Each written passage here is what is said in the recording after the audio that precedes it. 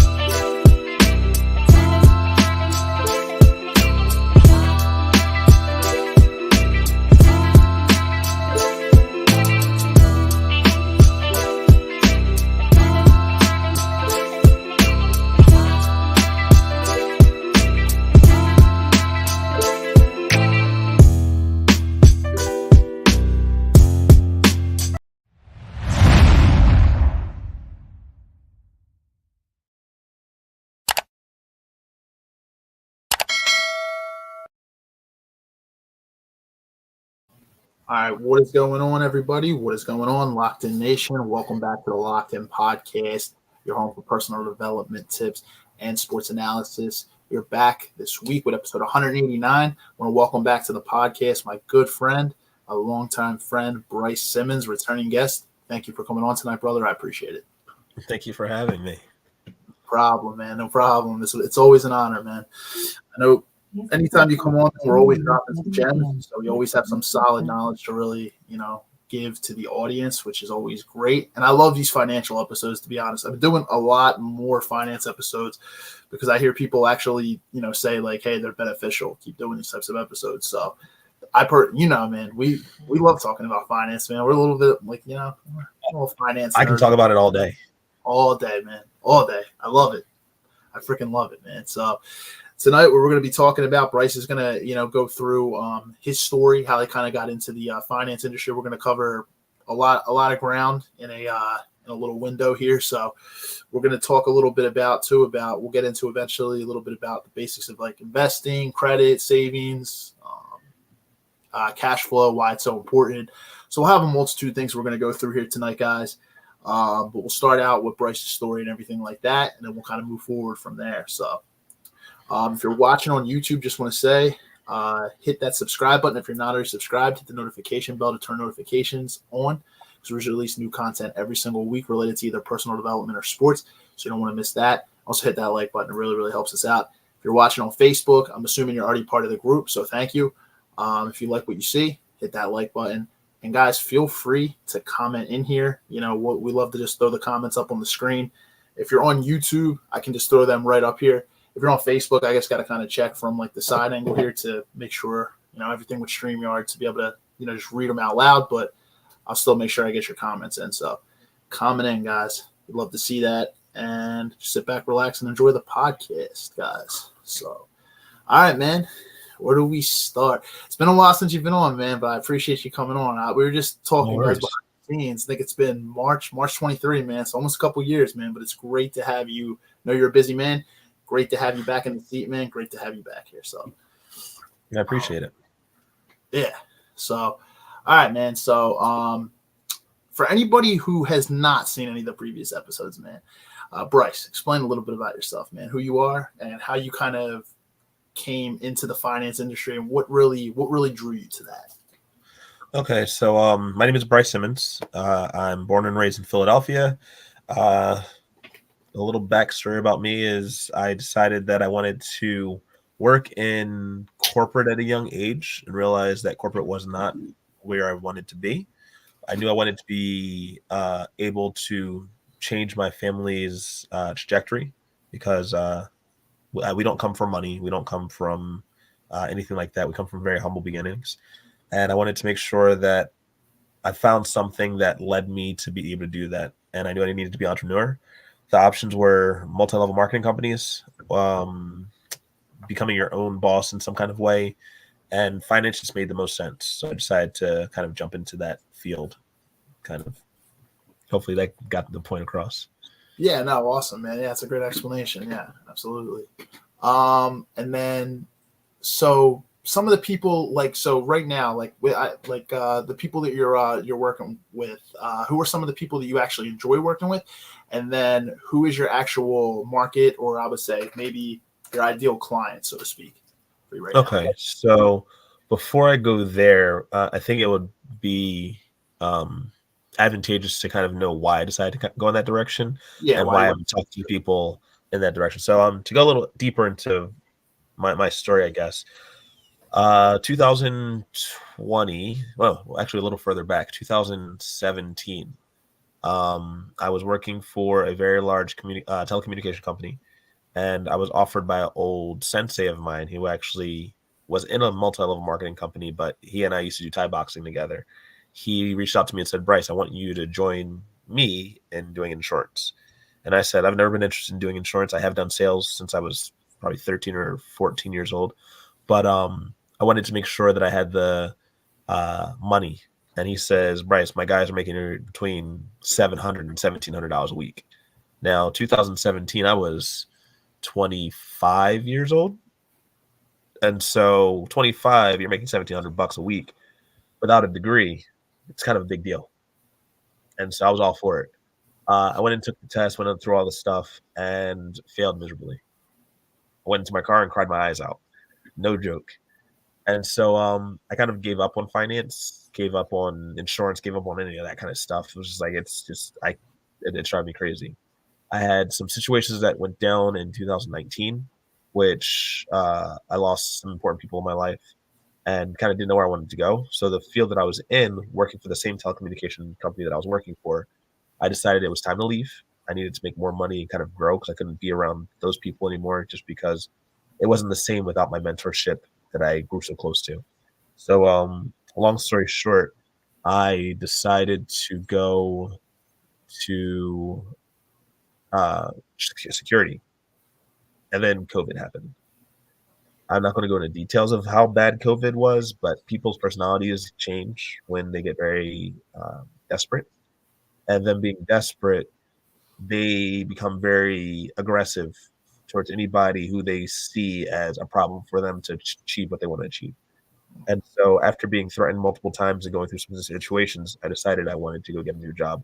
And the fastest job transition I could have was going into insurance. So at this time, I had another friend, a little bit of understanding of how insurance worked. And so I decided to get my license and start working for a Fortune 100 company in the insurance field. I really loved it. The issue was the office that I was at was not the best office to work with. And the company as a whole is amazing. But the office, I was not a big fan of that. That being said, I decided to seek mentorship, met my mentor, and he said, Bryce, go start your own thing. So I decided to start my own financial firm and started selling just insurance products. After doing that, I realized that it can be very difficult. But I had a really good breakthrough back in December 2023. Made a very, very good income. What most people are able to make in a year, I was able to make in a month. And it made me realize, like, you can really do something with this. And it wasn't from the large amount of income that made me happy. It was the fact that I was genuinely helping people do what they needed to do already. And the byproduct was me getting paid for it. So that made me feel really good. So that individual was a single mother with a child who wanted to basically make sure her child set up for the future. And that woman has a lot of income. So that kind of gets me to that question you're asking me of who's my market. I love people who don't really understand finance, who are scared about finance, who finance intimidates them. Minorities specifically, there is a belief that you have to kind of follow what has come before you. And I'm here to break that narrative. Young professionals, young families, real estate specialists. I started meeting those kind of people. I really enjoy working with them. High net worth, work their tails off, don't really have that much protection in the background. And because of that, I started focusing on them. So skip forward a couple months, I decided to join the company that I'm with now. And they have the same ideals that I have. I believe you help people, especially with inside the finance industry. We don't educate. We don't see people as people. We don't understand people on a personal level. And that's as a finance industry as a whole. The company that I partnered up with and my personal beliefs is make sure you're seeing a person for who they are. I need to speak Steven when I'm talking to Steven. I need to speak to Riley if I'm talking to Riley. When speaking to Bryce, you need to speak to Bryce in Bryce's language. And I think that only a person who understands a person on a personal level is able to do so. So after joining the company, I found my little niche of young professionals, real estate agents, real estate brokers, and young families. And that's kind of where I'm working right now. Powerful stuff, man. Thank you for sharing that. Yeah, no, yeah, that's all we're trying to do, right? You know, in finance is like what our goal is to kind of, you know, people, I feel like finance is a very daunting topic for a lot of people. And as we'll get into it, if you don't really, we'll talk about this in a little bit. If you don't really know where you're at, or, you know what I mean, you're not really following the pieces through like a budget, you're not really going to understand. I think that's what makes finance so daunting. Actually, when you break down the numbers and you kind of dive into it, it's not as complicated, you know what I mean? Everybody's situation, financial picture is a little bit different, but it's not as scary as I think people tend to think. But finance affects everybody, man. You know, it's a part of everybody's life.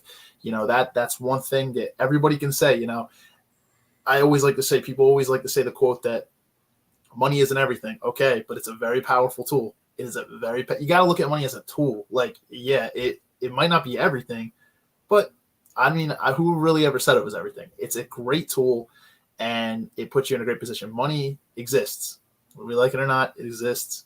Finance is a part of everybody's life. So, but I love that, man. I love that story of how you got into it, man. And you know what? If anything, it shows through consistency. Like you had a lot of trials and tribulations, a lot of ups and downs on that journey, and you still stuck with it.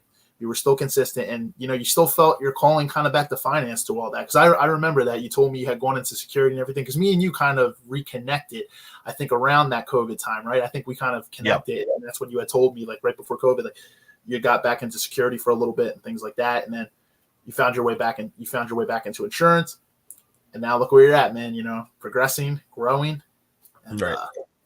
Awesome, man. I love it. All right, man. So with that being said, you know, I guess we could jump forward. So let me ask you this. So what are some of the things that you would like the audience to know about finance? Because as we said, it affects everybody. So, you know, everybody deals with finances. What are some things you'd like the audience to know here tonight? Well, before jumping into what I think that I want to share with the audience is, I want to comment on something that you just said, where money isn't everything, but it does make things a lot simpler. And I want everybody who's watching and listening to this, and anybody in the future who's also listening to this, if you think of it, money is made up. We put a value on money, and all of a sudden it becomes the most important thing. Yep. But depending on where you are in the world, your money carries more value or less value. However, the one thing that there is an abundance of on this planet is money. It's being printed every second of every day. The issue is understanding how it works, and that isn't always easy. So I want people to understand that if they're kind of in a position where things are a little difficult, where things are not working out exactly as planned, take a step back, breathe. What can I do today to kind of get me to that point of maybe making money a little less important and making money a little more valuable in a way that I'm able to go out and make it and it's able to take care of itself just in a short time and try to take care of it in chunks. So I wanted to change the psychology around money. We all know that, especially our generation, we work our tails off, 2 to 3 jobs. We're all starting families, getting married at this point, and things are not easy. But just because they're not easy doesn't mean it's not impossible. You just kind of got to get a little creative. And I'm not here to give advice on how to do that, but I want people to know that I don't care where you are in life. I don't care how difficult things are. There is a way. It just may take some effort to figure out what that way is. So, yeah, can you ask me your question again that you wanted me to answer? Yeah, great stuff, man. As always, but yeah, no. So what are some things that you would like the audience here tonight to understand about finance? Okay, great. I love that question. So, a couple things is there are 2 major factors that people need to worry about when it comes to their finances, and I use this example when I'm talking to my clients or prospective clients. It's 2 things. It doesn't matter if you're Warren Buffett, Mark Zuckerberg, or Bill Gates himself. They all are worth a lot of money. However, they all worry about 2 things. First thing, they've got to worry about protecting that income. They've worked really, really hard to get where they're at. And it doesn't matter how you feel about each of those individuals. At the end of the day, they put in the work that benefited them to get the value that they felt like they needed and where they're at today. That being said, they have to protect that income. And in order to protect that income, it's going to cost to protect that income, that lifestyle, their livelihood, their assets. But before you can properly understand how to protect all of that, you got to understand your cash flow. And so by understanding if your cash flow is net positive or net negative allows you to make that decision on, well, can I afford protection? And does the protection make sense? As well as everything else, does it make sense? Yep. People think about money, it's coming in. I spend it because I need to. Yep. But the goal isn't to work. And then after you're done working, all of a sudden there's nothing left because of the fact that you haven't made the proper, proactive ideas and actions to kind of put yourself in a better position. Yeah. Another thing I think is kind of important is because of cash flow, people feel, oh, well, that's a budget. There's lots of ways to get around that. There's tools all over the place. So many free tools in the world, but you need to understand where you're at. I talk about this with my clients as well. When having a goal that you want to achieve, it's really, really nice because you know what you're working towards. But a goal is like a GPS. Hey, I'm 200 pounds. Say I want to lose 30 pounds. But I'm eating donuts. I'm not going to the gym. I play video games until 3 o'clock in the morning. I wake up at 6 o'clock in the morning, and I sit at a desk all day. Yeah. I don't want to achieve those goals. Yeah. But if I put the right input into the process, those goals are easier to attain. So just like your goals with life or your GPS with your navigator, you need to put the right information in to get the right results. And understanding your cash flow does exactly that. Financial literacy is something that is very utilized, under-taught, and that needs to change. And I'm hoping to be a part of that. Yep. That's why like we get into the industry, it's some of the things that it kind of excites us to help other people understand, help ourselves understand, and then help other people understand, because Right. I was literally I just heard two people at the gym the other day, literally just talking about that. They were literally just talking about financial literacy. I couldn't believe it, like actually in the gym, but it was like, they were just having a conversation about how people just, it's one of those skills that's really not, I mean, here's the thing, we don't teach it in school, right? It's not, personal finance is not something that's really taught, for and different things. We talk, what do we have? We have courses in like accounting, different areas, but when it comes to like different things of personal finance, it's something that's not talked about enough, you know what I mean? Right.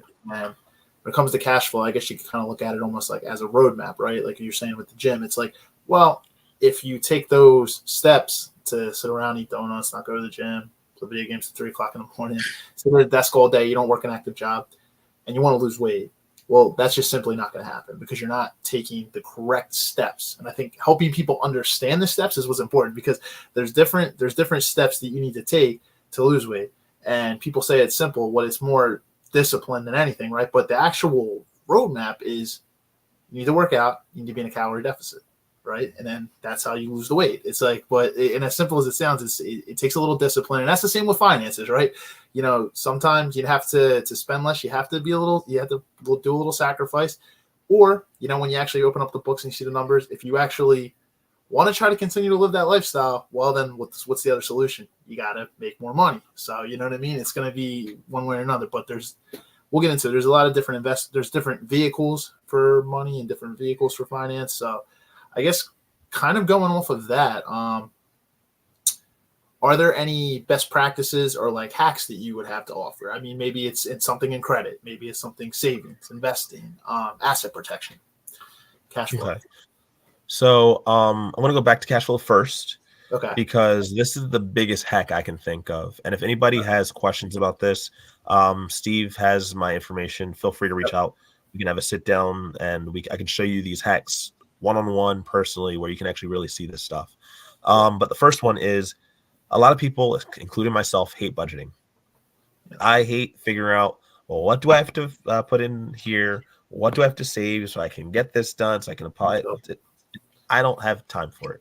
I want as much of my life to be free flowing as possible. Again, going back to money being a tool, I want money to take care of all the stuff it's supposed to take care of, so I can take care of all the stuff that I want to take care of. So the things that are meaningful to me, I can go do and enjoy. But first thing is cash flow. So with my practice, I have a program that basically we find out where you're at. And after we find out where you're at, we then go into making sure that your income and your expenses are putting you in a positive cash flow. Then we make a couple different changes to what you're already doing. And instead of you reactively budgeting, we're proactively planning. And so that's what I want to talk about.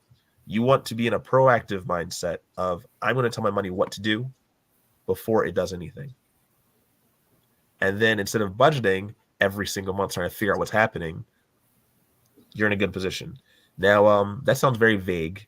So to give you an example, if I get paid, we'll say $1,000 a month, which is typical for a entry-level job right out of high school, college. I get paid the money. I then pay off all my bills. And then after I pay off my bills, I have some money left. Well, after I have that money left, I'm inclined to go spend it on things that I want, right? Yeah. But if the same individual is saying, you know what, automatically I'm going to put $200 in the savings account.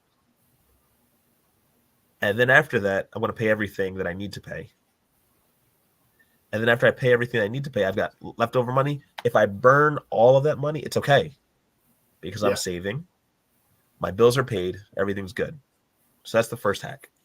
Second hack goes right with that, is a savings. You want to save a minimum of 20% of your total income. So if you're making $30,000 a year, save 20%. If you're making $100,000 a year, save 20%. If you're making $500,000 a year, save 20%. That's a sweet spot. Now, if you can save more, that's even better. Yep. Now, a lot of people don't know this, but insurance, I'm not here to sell anybody anything, can be used as a savings vehicle. There's permanent insurance, there's temporary insurance. We're not going to go into details about that. But if you understand how insurance works properly, insurance can be another savings vehicle for you. It takes care of a specific need, but can be constructed to be a tool to grow and accumulate wealth. Yep. So that's number 3. Number 4, we're going to go into credit. One of my favorite topics. People don't realize how important this is, but I wish I actually had a presentation that I could show this. But there's a lot of different factors that go into credit. But the easiest one for anybody just starting out, get yourself a credit card. But you want to be smart about this credit card. I say a minimum of 3, maximum of 7. Now, don't say, Bryce told me to go get 7 credit cards. There will be a time when 7 credit cards is necessary, but maximum is 7. But to begin, I'll say 3. I'll say apply for 1 every 3 to 6 months till you get your first 3. So you're not killing your credit. 1 will be used for your subscriptions. If it gives you perks like going and getting food at a restaurant, going to your favorite grocery store, streaming services, go get a credit card that pays you for spending money for those things. Yep. Now, why do I say this? If you have a debit card, you're going to pay for those things anyway. If you have a bank account, you're going to pay for those things anyway. What you'll do instead now, though, is you'll take that credit card, you go pay for it on that credit card, and when it's time for that credit card to be paid, you have it set to automatic. It pulls the money out of your bank account and pays it automatically. The money is not, you're not going into debt, but you're showing that you've got good habits and you're now growing a credit identity. Yep. And then as things progress, oh, this person's been good with $300. We'll give them $1,000. Oh, this person was good with $1,000. We'll go up to $5,000, $10,000, $20,000, $50,000, $100,000. They say when you have a score of 800, a credit score of 800, that's like having $1 million in the bank. It's leverage. Yeah. The reason the wealthy are so wealthy is they leverage other people's money to make themselves money. Yeah. And you want to do the same thing. Just because we are the middle class doesn't mean that we can't have the same opportunities. And then last but not least, you want to be investing. I'm not here to tell you how to invest, but I will say there are hundreds of options, if not thousands of options on investing.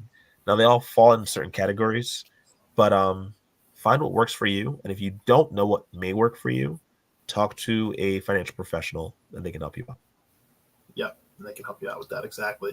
Man, some excellent points, man, to dive into there, man. Like some great stuff, man. Just even starting with the cash flow part of it, it's just that's a great way to kind of look at it. Is a lot of people don't look at it that way. Is the pay yourself first method, and by pay yourself first, I don't mean go out and just use it as your wants money, because there's wants, needs, and then savings / investment account money, like the 20%, like Bryce said. It's like the standard model. It's like the good floor to have that 20%. But the pay yourself first method, that's how it operates. It operates as you make sure that money's automatically going into the savings account. If you're putting some towards retirement or the investing accounts or anything like that, brokerage account, in that 20%, boom, it's already put away. You pay down your bills, which are your needs, and then you have whatever that leftover money is as your wants. And even if you blow through it, hey, you already know that you put the money away responsibly up front, so it's already there. I think that's a great point, man. Something that people really that's something that's not talked about enough either. But there's actually some research. That's actually a method. It's considered like the pay yourself first method. Great stuff. In terms of credit, credit's always, we love talking credit here. We talked it last week with Rob and Mario. So we were breaking down the big overconsumption issue that we have in this country right now, because everybody's overconsuming, online shopping, having a $75,000 car loan and the crazy stuff, and everybody's living outside their means. But we were talking about paying down debt and the importance of credit and things like that. But Yeah, no, that's a great way. You That's should a be great way to look. slapping me right now. I didn't even talk about that. Please pay off all of your debt as fast as possible. Yes, Slap on yes, the wrist for me. Shame on me. yes, yes. So yeah, exactly. If you can pay down your debts, you know what I mean. Like obviously, some debt. If you have like a mortgage, that's like they consider that good debt because it's equity. You know, you're putting Yeah. it's equity. It's essentially you have leverage. But that's what we always talk about with credit. There's bad debt too, consumer debt, credit card debt, even car notes are not That considered. doesn't make you money. No, even car debt is not. You know, car might be a great utility, but I have a car note myself. My car note's not super high compared to what the average is, but even I'm like, damn, my car payment could. I wish my car payment was still lower, but I still did not get a car note until 2.5 years ago when I knew that I was comfortably able to afford that car note. You know, I didn't get one right out of college. You know what I mean? I drove a hoopty, you know, all the way till 2022. You know, I drove a hoopty for what 8 to 10 years. So like, you just, but you know what I mean? I couldn't believe when I've heard like the average, I think, car note in America now is $787 a month, which I think is just mind blowing. It's just mind blowing. Mind boggling. Yeah. That's the perfect Crazy. word. That's wild. Crazy.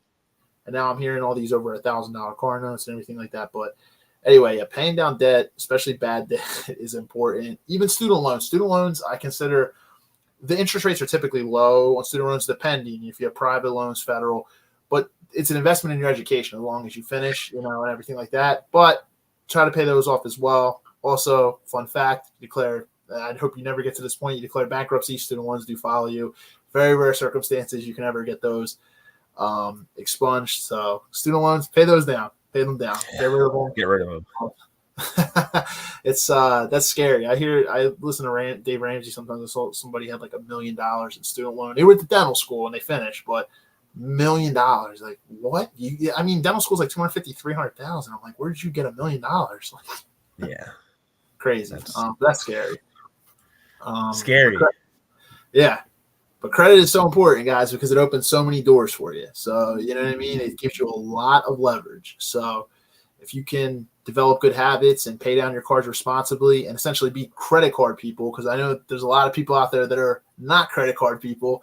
And in those circumstances, I'd probably, I'm not a financial advisor in any way, but if that was me, I would just probably chop that card off, pay that debt, and then maybe down the line come back to credit. But just as long as you have that thing in your hand, it can be dangerous to the wrong person. But yeah, actually, I want to go back and talk about that credit card people and not credit card people really quick. I don't know if people really think about this. So if a person, has a credit line of 30 grand, right? And they have $100,000 saved in their account. They use their debit card. I don't like credit. I don't touch credit. I'll use it if I need to. But one day they decide to go swipe their debit card.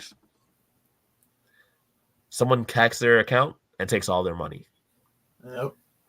It's insured, but you're going to be jumping through hoops to get that money back. Yeah.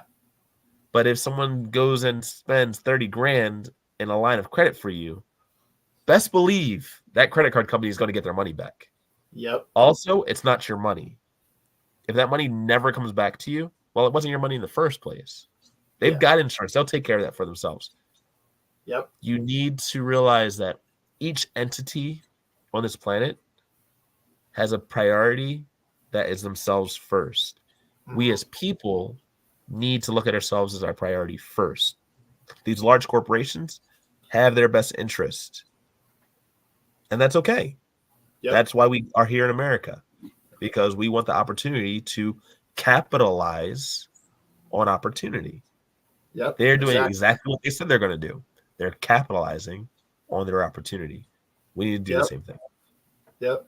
Yeah, credit card companies are not in the business to make you money. You know what I mean? When you beat the system, they don't like people like us. They don't like the people who are good with their credit cards because it's a business for them. Like if you carry balances, they get interest. Exactly. If you don't pay those balances. From you and a little interest from me doesn't seem like a lot, but you have 100,000 people with a little bit of interest every month. Oh yeah, we like you. Keep it up. Yep. And you know what I mean? It's just I just saw like the total credit card debt in the country is like it's like a trillion, or yeah, it might be worldwide. It's either worldwide or in the country. It's like $1 trillion. It's crazy. Credit card debt is crazy. But if you know how to utilize it right, like with a credit card, you just kind of have to. It's like almost like with food when you have a relationship with food. Like when you change your relationship with money, all you got, or even let's get specific here for credit. All you got to think of it as is, say, like Bryce's example, you have $100,000 in the bank and you have a $30,000 credit line. If you just put things on the credit card that you were already going to purchase anyway with the debit card, as long as you keep track, like I think where can get dangerous for people is if they're not keeping track, like they're not keeping track of what they're, you know what I mean? Then they're like, wait, I didn't know. I mean, they're like, I didn't know I spent all that. And then they get worried, but just keep track of what you spend. You were already going to understand. Exactly. Cash flow is key. Exactly. So, you understand, this was money you were already going to do. That's why I like the idea of subscriptions, different things. This was money you were already going to spend anyway. And if it's automatically getting taken out, you're paying that balance off. And, you make your credit work for you. The one thing I love about credit cards too is the rewards that you get for it. Cashback cards, travel cards, you get the miles, you get points. Exactly. You don't get that when you spend with a debit card. You just don't get it. You're not getting those types of points. So, or any type of cash back with that. So let your money work for you. Let your money work for you. Cool. Great points. Do we have any questions at all? Because I know credit can be a little freaked out and sometimes people want to talk about it. Do we have any questions? Yeah, we've had some good viewers to see coming in. Let me just check on Facebook. So not on YouTube right now. Okay. Let me check Facebook. It's annoying how they have it set up now. One comment in here. No, it's just George and then Candace, and they just put like the good feedback stuff. Like George had just like the emoji, and then Candace just commented and said good stuff. So it's just hey Candace, hey George. No yeah. You guys have any questions? If anyone does have questions, please ask. I want to be here as a resource, and don't feel shy. If you have a question, and even if you want an anonymous question, please ask. If you have a question, someone else probably has a question as well. Yeah. And guys, I know this isn't our typical time slot for Thursdays and stuff. So if you are watching this after the podcast is over, your comments will still come through. So comment here or either that, or just DM me personally if you personally know Bryce, because I know some of my friends, they already know you. Reach out to Bryce, with any types of questions that you have. Yep. And any questions I get from people for you, I'll forward them your way. So excellent. Yeah. And just the last thing Bryce was talking about there too, in investing. Yeah, obviously, we're not going to go. Investing could be multiple episodes, a whole different thing. And also, I'm not a financial advisor, so I can't realistically guide you to certain investments. Only thing I can speak on is my experience. But yeah, like Bryce said, there's hundreds of different options and vehicles you can use with investing out there. And I know a lot of people that are really good with money, like saving, budgeting, prioritizing that, but they're really a little scared of investing. And I understand that can be daunting, but I'm like, there's so much material out there, so much information, just different ways you can kind of understand it a little bit more. And most people I know that do not understand investing, the first thing they go to, what do you think is like the first type of investing people do? I'll let you guess on this one. Cryptocurrency. It's the first thing crypto. I gotta get into crypto. I'm like, I have like the smallest amount of like Bitcoin and a little it's not even, it's a portion of Bitcoin, like, because Bitcoin's so damn expensive. It's like a little portion of Bitcoin, a little portion of Ethereum. It's an extremely small portion of my overall portfolio. I'm like, crypto is just so volatile. It's such a volatile market. Like it's, I'm not saying crypto is horrible, but it's not, you don't want to put all your, realistically, eggs in one basket. I personally would not put all my eggs in one basket in crypto. No, I will say that there are some huge companies like Apple, I think Amazon, and a couple other companies who invested a lot of money in crypto. However, that wasn't money that they're needing. It was anyway money. Apple has the largest reserve of income in savings, I think, than any other company, and I could be wrong, but I believe Apple has the largest amount of money saved away to do whatever they want with. I think more than the U.S. government combined. Like literally, it's wild. Crazy. But they can take that large chunk and invest it in nothing. And if they don't get a return, it's fine. It's extra cash anyway. So, yeah. The other thing that you said was that that's a very small part of your portfolio. Very small. That's the key that I wanted to kind of jump on really quick. If you want to invest in Bitcoin, great. If you want to invest in cryptocurrency, fine. But it should not be everything. If you want to invest in stocks, that's okay. But there's other things outside of stocks to invest in. There are even art, cars, appreciating assets. You want to be able to do that. Don't make everything. Don't put everything in one basket. Yep. I'm going to probably shoot myself in the foot for saying this, and I'm only saying this for a reason. I'll say it afterwards. But I looked at my portfolio, and I'm beating the market right now. I'm in the positives, 23%, cool. And that feels really good. Yeah, when you break down those numbers and you see everything. Yeah. However, I cannot say it's because I'm a good investor. I'm following a practice, and I haven't perfected it yet, but I want to make sure that I'm investing in things that are appreciating. So when the market's going up, I'm making money. But I'm also investing in things that are a little less volatile. So whether the economy goes up or goes down, I've got a nice little cushion. And then I've also got a hedge that if the market goes down, I'm still going to make money. But because we're in a very bull market right now, I'm at 24% growth, which is great. Market's great right now, man. It's doing well. But the market is not going to be great forever, which is why I don't give investing advice, because of the fact that this is, first off, not the place, as well as no one knows everything that's going to happen. I don't care what company, what individual, everything has a risk. It's like so you want to put yourself right. It's like he's like, if you're Warren Buffett, he's like Jimmy Buffett. He's like, I don't care. He's like, it's a fugazi. It's like, it's a, it's not mad. It's like, it's not, anybody can tell you, I understand the whole market. It's like, they're lying to you. They do not understand everything. And let's jump back to Warren Buffett really quick. So Warren Buffett, we all know the name. He's a multi-billionaire. Made his money through he made his money through the market. Yeah. Where does Warren Buffett live right now? And I don't mean state. Where does he live? Where does Warren Buffett live right now? He lives in the same rinky-dink house that I don't know exactly. Okay, yeah. You said you didn't mean state. Yeah, I don't. Yeah, he does. You're right. In the old original house that he, you know what I mean? He's super tiny, multi-billionaire. Yep. Do you think his cash flow is net positive or net negative? Net positive. Without thinking about it, he's definitely net positive.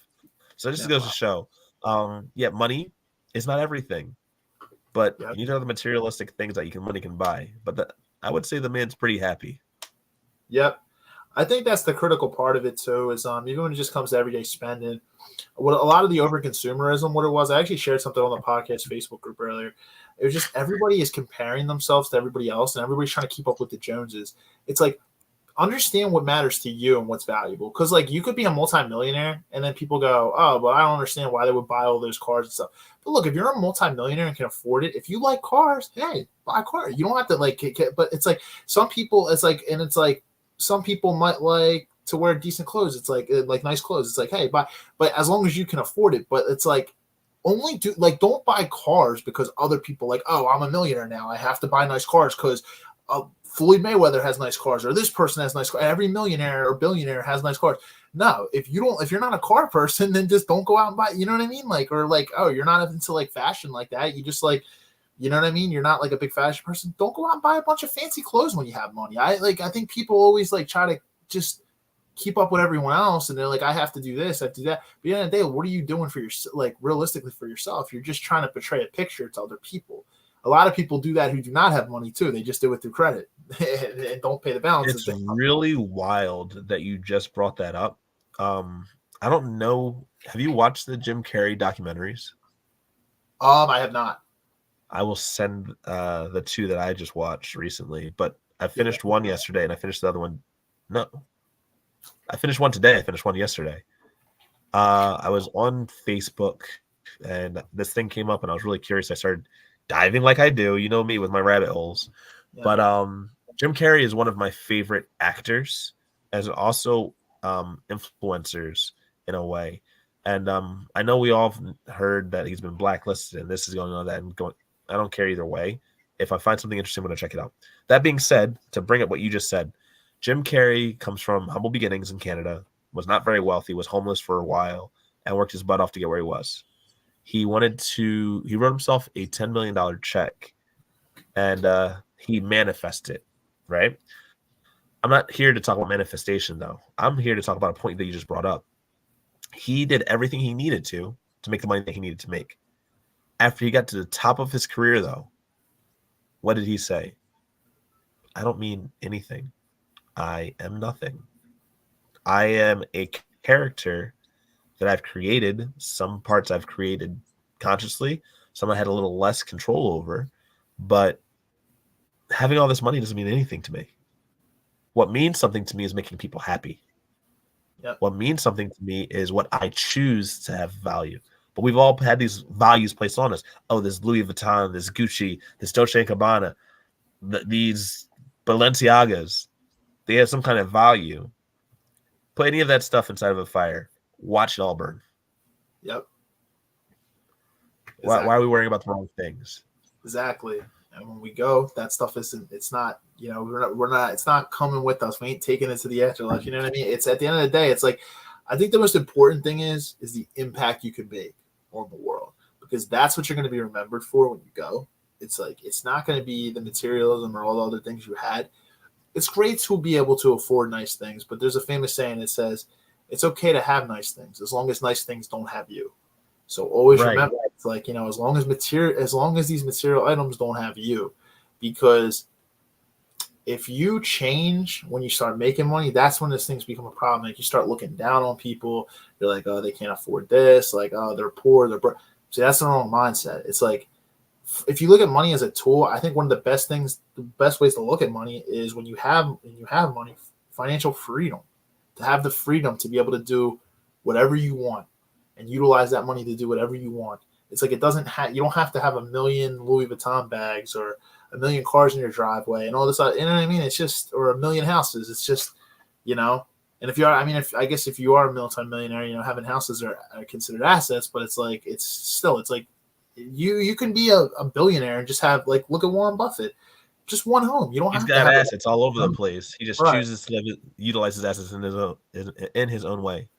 Exactly. And it's like, so just always remember that you're remembered for what the impact that you make on the world. It's not for, like, the nice things that you have and everything like that. So nobody cares about Neverland. They care about Michael and what he did. Nobody cares about the watch that was on Martin Luther King's left arm. They care about the words that came out of his mouth. Yep. And as someone who sometimes, like, I wouldn't say I went to extreme measures, but there were times, where I would try to keep up because, like, other people had different things when I was younger and stuff. It's so freeing to not do that, like, to just live your life on your terms, not care what other people say or think about. At the end of the day, if you have a certain goal, like you're trying to reach financial freedom, it's like, hey, you make the sacrifices now, but guess what? It pays off in the long run. The same people that are talking about you now, like, oh, you're not doing this, you're not doing that, they might be the same people that might be in the situation that you were in once before, and meanwhile it's like 20 years later. So just understand that when you're making sacrifices, not everybody's going to understand either. You know what I mean? Right. That's why I think if you are sacrificing, it's important to have deeper conversations with your family, maybe some of your closest friends, just so they kind of are on the same page. You know what I mean? When you're going through a period of sacrificing and stuff.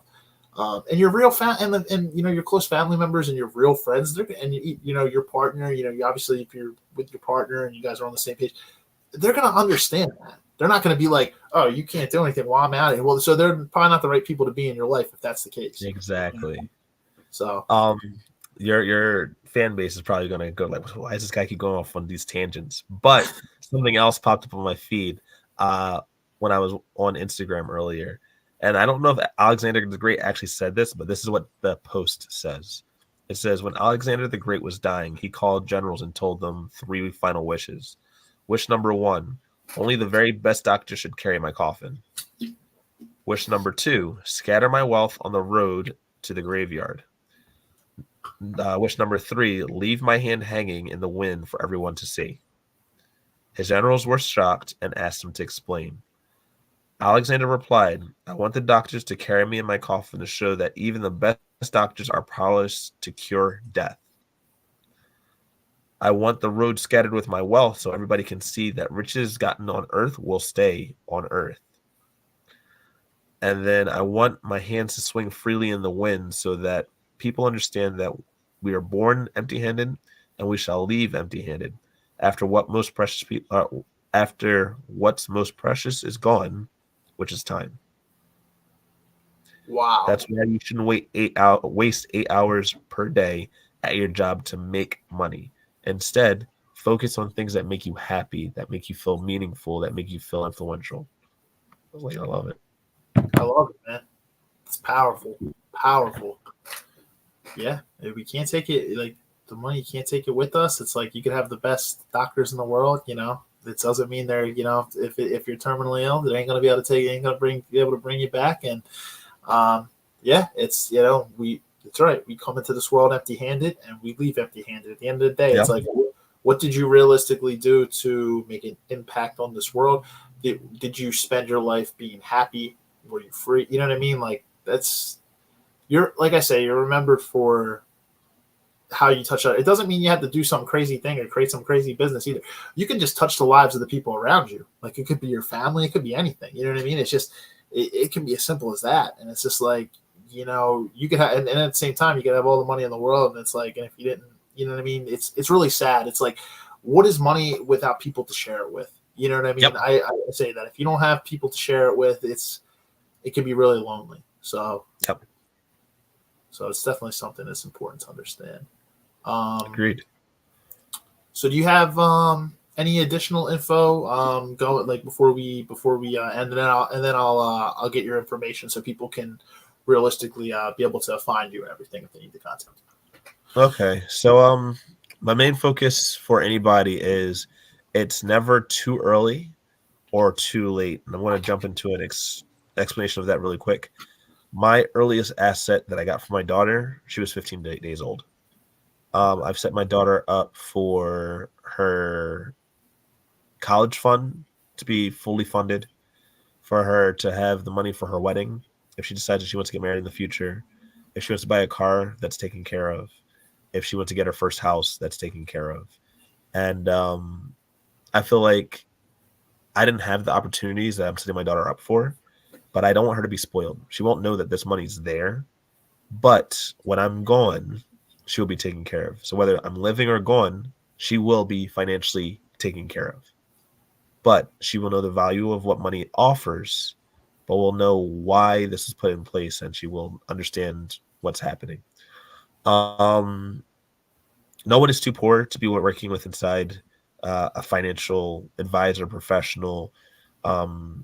People think that, oh, well, I only make, I don't know, $15,000 a year. I'm on that poverty level. I can't have any financial advice. I'm not rich enough. That's why people like myself are here. Yes, we are in business to make sure that we are taking care of our families. But in my personal opinion, we have an obligation to help the people around us. If we as individuals influence small groups of individuals, and those individuals go out and do better things, and we bring up our community as a whole, everybody starts to win. If every single person cared as much about you as you cared about you, the world would be a better place. Now, that sounds like a utopia, and we obviously know it's not that easy to get there. Is it possible? Yes. Maybe in a fantasy world, but it's possible. So don't think that you don't have enough assets or understanding or wealth or anything like that to work with a financial professional. And then if you want to be in this field and want to work in the same field that I work in as a financial professional, it is very rewarding. It is simple, but it is very tough, if that makes sense. Yeah. You continue to do certain things. There are derivatives and different, I want to say, ways to match up what we do, but it takes some time to get the ball rolling. And just to think of how this works, Think of a ball rolling down the side of a hill over snow. That ball may start small, but it will grow faster. Yep. A tsunami, that drop, it starts off as a little bump that no one hears, and all of a sudden can turn into a tidal wave.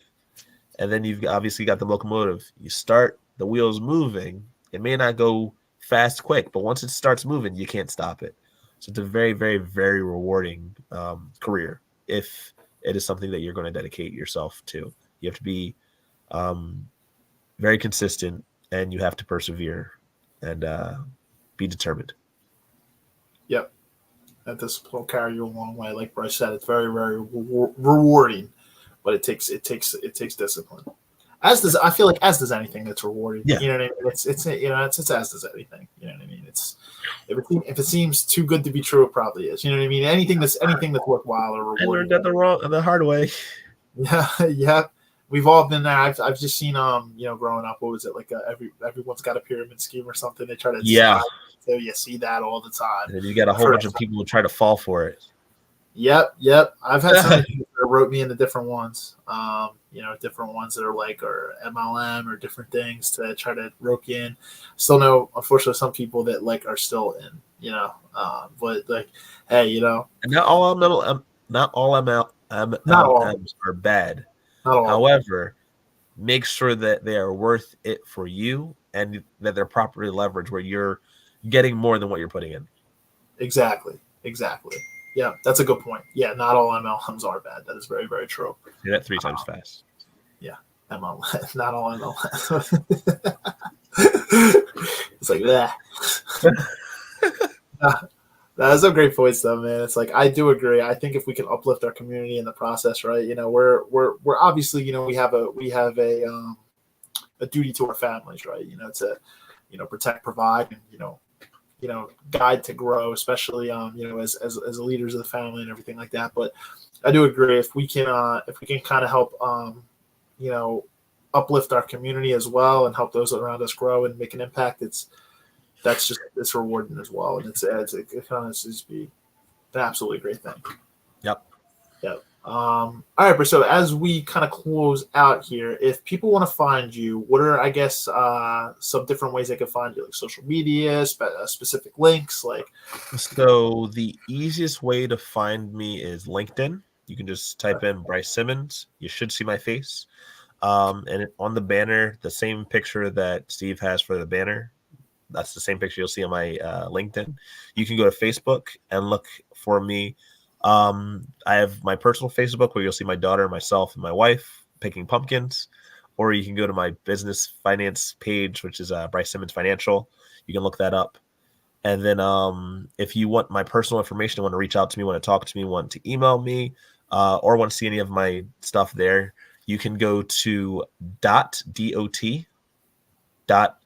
cards, so cards /BHSIMMONS. And that'll have all my personal information on there. You can text me, call me, email me, follow me, ask me any questions, and I'm available. Yep, I'll actually put this in the chat, so if anybody who's here are just real quick. So yeah, if you want to find Bryce on through .card, yeah, it's he'll have like access to all of his essentially everything. It's just kind of one little hub, and it has access to everything. Like find his LinkedIn, his Facebook, any other things he utilizes. I'm assuming calendar. I don't know what you use for your calendar now, but like I don't think you use Calendly anymore. Yeah, I don't use Calendly. I love Calendly, but I have to stay compliant, so I use a Microsoft. Gotcha.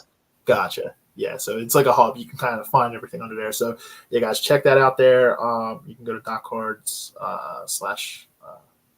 /BH Simmons. So you'll be able to find Bryce there. And if you guys have any other questions or anything like that, and you if you don't know Bryce or anything, and you want me to set up an introduction or anything like that, I'll reach out to Bryce and we'll get that rolling. So I love people. I love meeting new people. As long as you're a good person and you want to add something to the world, I'm happy to talk to you.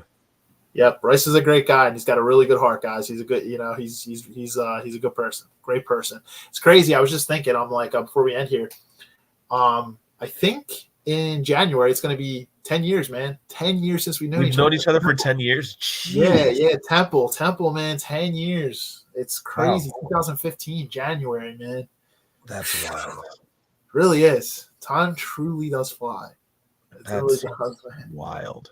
10 years, man. So, yeah, but Bryce is a great guy. So, don't be shy. He's a people person, loves people. So, you guys want me to set up that introduction myself, or you can also find Bryce through his personal information as well. So, man, I just want to say thank you so much for coming on, man. These episodes are always great.